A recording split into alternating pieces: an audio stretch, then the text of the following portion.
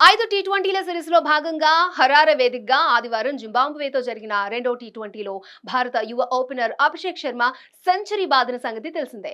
46 బంతుల్లో 7 ఫోర్లు 8 సిక్స్లతో సెంచరీ సాధించాడు. అభిషేక్ ఇది రెండో అంతర్జాతీయ మ్యాచ్ కాగా తొలి సెంచరీ ఇది. తక్కువ ఇన్నింగ్స్ లో సెంచరీ అందుకున్న భారత ఆటగాడిగా అరుదైన రికార్డ్ ని క్రియేట్ చేశాడు.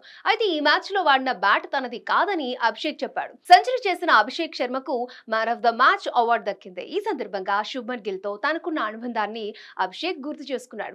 అండర్ 12 నుంచి గిల్ నేను కలిసి ఆడుతున్నాం. నాకంటే ముందే గిల్ జట్టులోకి వచ్చాడు. నేను భారత జట్టుకు ఎంపికైనప్పుడు ఫస్ట్ కాల్ అతని నుంచి వచ్చింది. చాలా హ్యాపీగా ఫీల్ అయ్యాను. ఈ మ్యాచ్ లో నేను గిల్ బ్యాట్ తోనే ఆడాను. ఆ బ్యాట్ కు గిల్ కు ప్రత్యేక ధన్యవాదాలు. ఒత్తిడి ఉన్న మ్యాచ్ల్లో నేను గిల్ బ్యాట్ తోనే ఆడుతా. అండర్ 12 రోజుల నుంచి ఇది కొనసాగుతోంది. ఐపీఎల్ లో కూడా అతిథి బ్యాట్ తో ఆడానంటూ అభిషేక్ చెప్పుకొచ్చాడు. అలాగే నేను రాణించడానికి కారణం యువరాజ్ సింగ్, యువి పాజీ నాకు చాలా అండగా నిలుస్తాడు.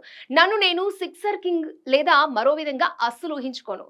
లాప్టెడ్ షాట్స్ ఆడడానికి అనుమతించిన మా నాన్నకు థ్యాంక్స్. సాధారణంగా యువ ఆటగాళ్లు ఈ షాట్లు ఆడడానికి కోచ్లు అనుమతించరు. మా నాన్న ఎప్పుడో ఒక విషయం చెప్పేవారు. నువ్వు లాప్టెడ్ షాట్ ఆడితే బంతి మైదానం బయట ఉండాలి అనేవారు. ఈ మ్యాచ్ లో నా ప్రణాళిక అన్ని వర్కౌట్ అయ్యాయి. మొదట కొన్ని బంతుల్లో ఫోర్లు లేదా సిక్స్లు బాధితే అది నా రోజు అని నమ్ముతాను అంటూ అభిషేక్ చెప్పుకొచ్చాడు.